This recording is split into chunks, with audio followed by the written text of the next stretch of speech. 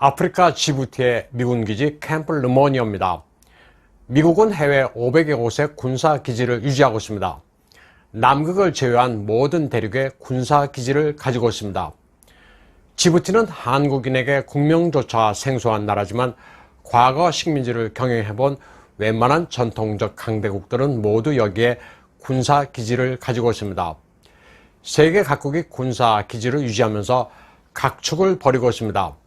미군은 여기에 5,000명의 병력을 주둔시키고 있습니다. 세계 다른 곳의 미군 기지와 마찬가지로 장병들의 복지와 쾌적한 일상을 위한 시설이 상당히 훌륭합니다. 글로벌 프리젠스로는 최고인 미군뿐 아니라 중공군, 일본 자유대의 기지도 여기에 있습니다. 또 아프리카에서 두 번째로 큰 프랑스의 해외 군사 기지도 이곳에 있습니다. 사우디와 터키도 들어올 예정입니다.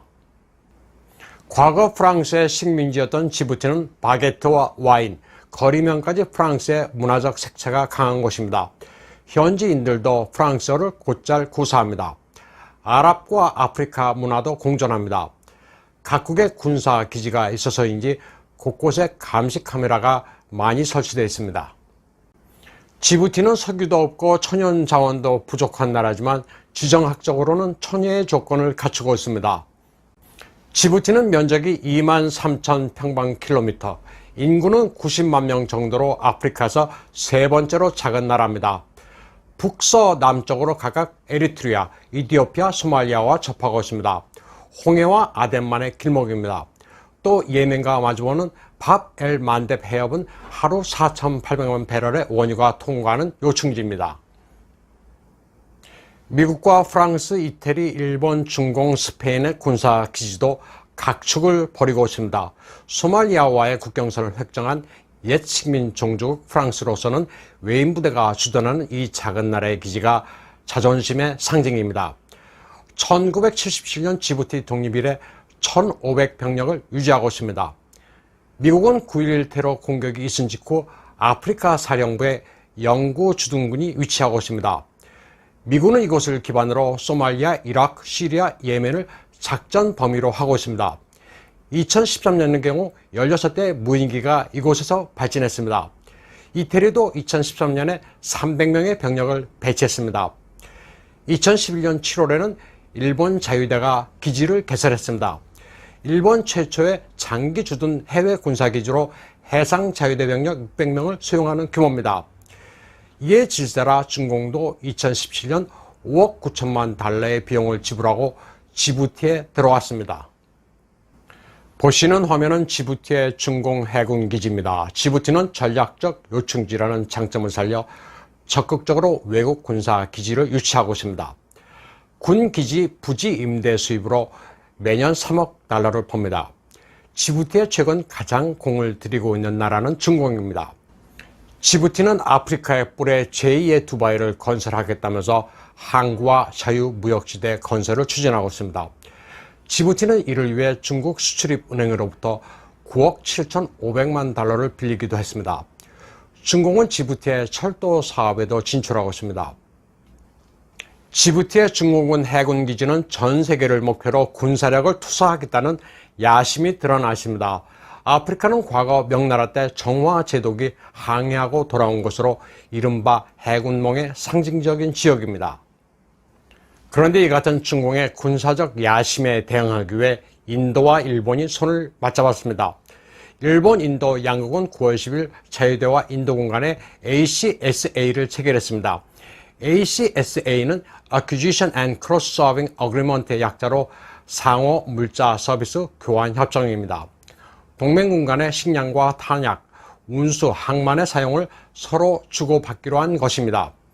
일본은 이미 미국, 영국, 프랑스, 캐나다, 호주와는 ACSA를 맺은 상태입니다. 아베 총리는 사임을 며칠 앞두고 인도 모디 총리와 30분 동안의 전화회담을 갖고 이 협정을 맺었습니다. 이 협정으로 지부티에 군사 기지가 없는 인도는 일본 해상자유대 기지를 사용할 수 있게 됐습니다. 물론 일본은 그 반대급부로 인도양에 있는 인도 해군 기지를 이용할 수 있습니다. 중공 견제와 민주주의의 가치관을 공유하고 있는 두 나라의 이익이 맞아떨어진 겁니다. 9월 11일 일본 가기에서는 지부티 특명 전권대사로 해상자유대 출신의 오츠카 우미요시를 임명했습니다. 자유대 출신을 대사로 반영한 것은 전후 일본 역사상 처음 있는 일입니다. 스가 관방장관은 적재적소에 인사를 한다는 원칙에 따라 오츠카 씨를 지부티 대사로 임명했다고 밝혔습니다. 올해 60세인 오츠카 씨는 해상자유대 간부학교장과 방위청 정보본부장을 지내고 2019년에 퇴직했습니다. 고노다로 방위대신은 해적 대처와 정보 수집을 비롯한 임무를 숙지하고 있는 대사 발령은 잘된 인사라고 평가했습니다. 외무대신을 역임한 바 있는 고노다로는 외무대신직에 있을 때는 중공의 위협을 실감하지 못했지만 방위대신이 된 뒤로는 중공의 군사적 위협의 실체가 어떤지 잘 알게 됐다고 말하기도 했습니다. 일본 가기는 같은 날 주중공 특명 전권대사로 다루미 히데오시를 발령했습니다. 중국어에 등통한 다루미 히데오시는 경력이 중공, 홍콩, 타이완뿐인 외무성 내 대표적 차이니즈 스쿨입니다. 중국 공산당 내 인맥도 상당한 정보통으로 대중 강경파입니다. 중화권을 제외한 다른 나라 근무 경력이 전혀 없는 캐리어로 인해 중공 관영 환구시보는 그를 스파이로 규정 짓기도 했습니다. 그는 주중공 대사관에서 정무공사로 근무하던 2013년 소리 소문 없이 갑자기 귀임했습니다. 중공이 스파이를 지목해 지나치게 경계하는 바람에 외무성이 실종극을 벌여가며 귀임시킨 것으로 알려지고 있습니다. 중공이 스파이로 지목한 다루미 씨의 아그레망은 결국 나왔습니다. 중공이 사방에 적을 만든 상황에 일본마저 극단으로 내몰면 안 된다는 우려 때문인 것으로 해석되고 있습니다. 아베 총리와 인도 모디 총리는 전화통화에서 인도 고속철 사업으로 본격화된 양국의 경제협력도 착실히 다져나가기로 했습니다. 일본은 인도 고속철 사업의 신칸센 탄환 열차의 노하우와 함께 50년간의 저리로 건설 비용을 빌려주기로 한 바 있습니다. 인도 시장은 지금 일본 기업들이 석권하고 있습니다. 인도 모디 총리는 아베 총리의 중도 사임과 관련해 아베 신조 총리의 헌신적 리더십으로 양국 관계가 크게 돈독해졌다면서 아쉬움을 표시했었습니다. 한편 인도는 9월 10일 암발라 공군기지에서 프랑스의 라팔 전투기 도입 기념 행사를 가졌습니다. 인도가 도입하기로 한 라팔 전투기 36대 가운데 1차분 5대가 도착한 것을 경축하는 행사였습니다. 여기에는 프랑스 국방장관 플로랑스 팔리도 참석했습니다. 마크롱과 왕의 회담 직후 프랑스 국방장관이 중공의 주적인 인도의 전투기 도입 행사장에 나타난 것입니다. 라팔 전투기가 전시된 공군기지 경납고에서 치러진 행사에서 종교 지도자가 주문을 외웠습니다. 사르바 다르마 푸자라는 전통 종교의식으로 한국식으로 보면 돼지머리 곳에 해당하는 겁니다. 전투기의 무사 비행과 승리를 빌고 있습니다. 한편 인도가 타이완으로부터 중고 미라지 2000 전투기를 구매할 수 있다는 이야기가 인도 타이완의 방송과 군사 전문가들 사이에서 급속히 공론화되고 있습니다. 미라지 2000은 타이완 공군이 92년에 도입해 이미 노후한 기종입니다. 그동안 타이완은 중공의 눈치를 보는 프랑스의 비협조로 미라지 2000의 업그레이드를 제대로 하지 못했습니다. 때문에 인도가 이 전투기를 구매할 경우 프랑스가 적극적으로 업그레이드를 도울 것이라는 계산입니다. 인도는 프랑스가 주역으로 개발한 유럽산 중거리 공대공 미사일 미카를 도입할 계획입니다. 미카 미사일을 수호의 전투기와 라팔 미라지에도 장착해 중공군을 제압한다는 게 인도군의 방침입니다. 미라지 2000은 비록 노후에 성능이 다소 제한적이지만 국경 분쟁의 공대공이나 대지 공격에는 효과적이라는 게 군사 전문가들의 견해입니다. 특히 폭격 용도로는 안성맞춤이라는 것입니다. 아시아 태평양에서 인도양 아프리카까지 국제정세는 이렇게 급속하게 움직이고 있습니다. 미국이 드디어 한국에 대해서 한국은 미국 편이냐 중국 편이냐를 분명히 묻고 있습니다. 이것이 10월에 예정되어 있는 한미 국방장관 회담 즉 SCM에서 노골적으로 논의가 될 겁니다. 이제 문재인 정부는 시진핑 주석의 금년 내 방한인가 아니면 미국과 동맹을 강화할 것인가 하는 기로에 섰습니다. 이 문제를 PPT를 보면서 자세히 말씀드리겠습니다. PPT 제목은 미국, 중국 손 본다. 한국은 줄 똑바로 서라가 되겠습니다. 에스퍼 국방장관과 폼페이오 국무장관이 합동으로 연설을 하고 있습니다. 9월 16일 미국 에스퍼 국방장관은 랜드 연구소 강연에서 이렇게 얘기했습니다. 중국이 미국과의 잠재적인 갈등을 생각할 때 단지 미국에 대해서만 고려해서는 안 된다. 미국과 일본, 호주, 한국, 싱가포르 등을 생각해야 한다. 또 상당수 유럽 파트너들도 이 전구에 해당할 수 있다. 이렇게 얘기했는데 여기에 분명히 한국이 포함되어 있습니다.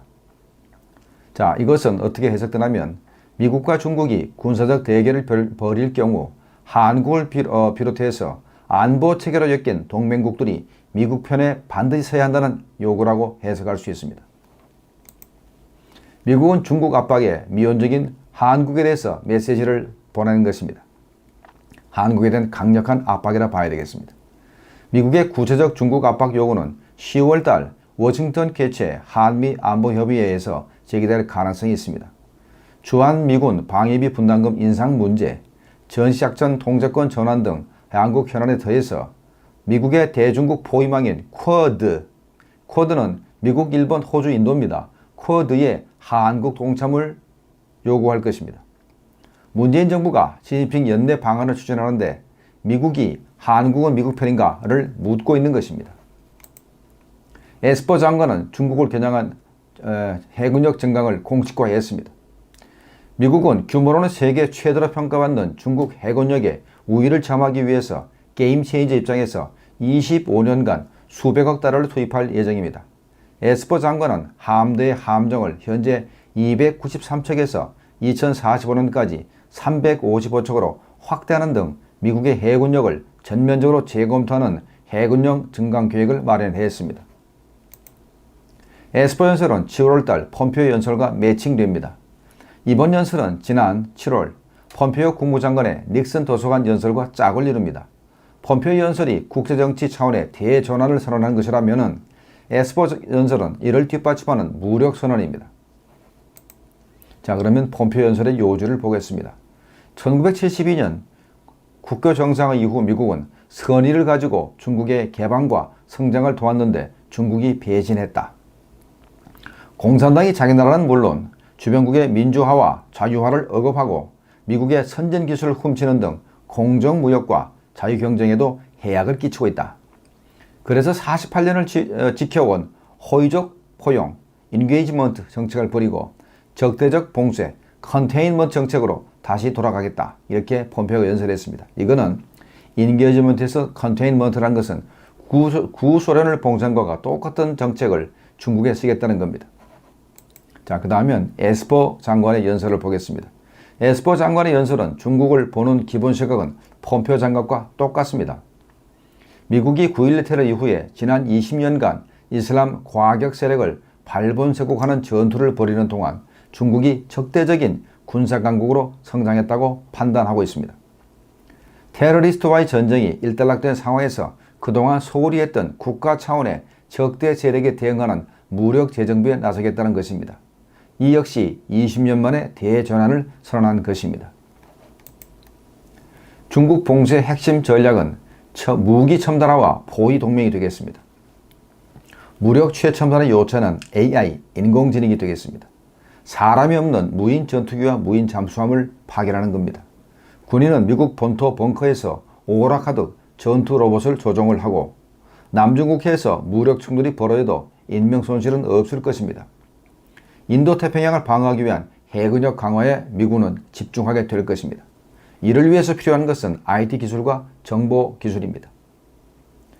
트럼프가 중국의 통신 장비 업체 화웨이를 쫓아내고 젊은이들의 동영상 공유 앱 틱톡과 메신저 위챗까지 규제하는 것은 바로 이런 이유 때문입니다. 봉쇄 전략 차원에서 결정적인 것은 포위 동맹이 되겠습니다. 에스퍼는 연설에서 쿼드를 강조했습니다. 미국과 일본, 오스트레일리아, 인도가 기본이 됩니다. 여기에 쿼드 플러스가 될 경우 한국과 싱가포르, 베트남 등이 추가돼서 총 7개국이 되는 겁니다. 우리 정부는 쿼드에 참여해달라는 미국의 요구가 없다고 부인을 하고 있습니다만, 그러나 미국의 요구는 이미 시작됐습니다. 에스퍼 장관도 이번 연설에서 한국을 중국에 맞설 동맹국이라 언급한 바 있기 때문에 벌써 미국의 요구는 시작된 거라 봐야 됩니다. 그러나 한국은 쿼드 멤버 4개국이 아니라 플러스로 돌아가는 것이기 때문에 우리가 들어가게 되면 7개국 중 하나가 되는 것입니다. 미국은 비용 분담도 요구할 겁니다. 미국의 중국 봉쇄는 세계 평화와 번영을 위한 것이니까 그 비용도 세계 각국이 분담해야 한다는 주장입니다. 주한미군 비용으로 끝나지 않을 것이고 돈이 아니면 피와 땀을 요구할 것입니다. 미국은 48년 만에 중국에 대한 입장을 완전히 바꾸는 중입니다. 30년 전 소련 붕괴 이후 미국의 단일 패권 시대가 끝나고 중국과의 헤게모니 경쟁이 이제 본격화됐습니다. 미국은 세계 경찰의 길을 포기하지 않을 겁니다. 중국은 최근 숨을 죽이고 있습니다. 미국의 강력한 압박에 숨을 죽이고 있습니다만 현재 그래도 딴주머니를 타면서 새로운 생각을 가지고 있습니다. 어쩌면 50년간 미국에 대들지 말라는 등소평의 가르침을 되새기고 있을지도 모릅니다. 문재인 정부는 세계 정세 변화에 너무 둔감하고 미국이 중국을 압박해서 신냉전 시대로 가고 있다는 데서 너무나 태도가 동떨어지고 현재 문제가 굉장히 많습니다. 남북 관계 개선을 위해서 북한 문제에 영향이 큰 중국에 큰 기대를 하는 바람에 문재인 정부는 중국과 미국 간에 균형적인 입장, 즉 중간적 입장을 가겠다고 했는데 이제는 태도를 분명히 할 때가 되었습니다. 자, 한국이 살 길은 한미동맹을 강화하는 것입니다. 그리고 한일 관계를 개선해야 됩니다. 그리고 미국이 요구하면 쿼드 플러스에 가입을 해서 집단 안보 체제에 들어가야만 중국이 한국에 대해서 갑질을 하고 우리를 억압하는 것을 우리가 이겨낼 수가 있는 겁니다. 이 장가가 초리는 미국이 드디어 한국이 미국 편이냐 아니면 중국 편이냐 분명히 하라는 태도를 보이고 있다는 것을 우리가 알아봤습니다. 아마도 금년 10월 달에 SCM에서 미국이 강력히 요구할 겁니다. 한국은 이 요구를 받아들이지 않을 수 없을 겁니다. 만약에 한국이 이걸 거부하게 된다면 미국은 한국을 친중국가로 간주하고 중국에 대한 압박을 하듯이 한국 경제를 무너뜨리려 할 겁니다. 그러니 아무리 문재인 정부가 친북, 친중이라 하더라도 미국의 쿼드 플러스에 가입을 부인할 수는 없을 겁니다. 그렇다면 그때는 문재인 정부가 지금까지 균형자적 입장에서 중국에 상당한 기대를 해왔고 한 것이 무너지게 될 것이고 아마도 시진핑 연내 방안은 물 건너갈 것입니다.